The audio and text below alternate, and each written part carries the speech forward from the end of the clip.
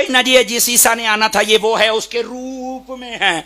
वो कई कहते ना वो कई नाराज ना हो ना, मेरी माए बहनें भी सुन रही हैं। बसाओ का साडे ना झंग वाले पासे बड़ा कई बीबियां नूं रौला जे, वो कहते एवें दौरा जिहा पैंदा ही, उन्होंने पता नहीं की ड्रामा कर दियां जे। महीने तो बाद कहंदियां मेरे च बाबा सुल्तान बाहू आया।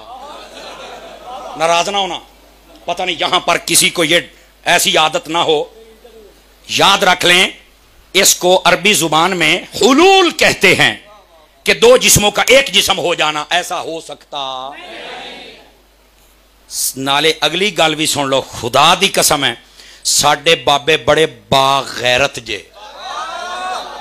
बागैरत जे, बेगैरत बीबियां दे कोल जांदे ही नहीं।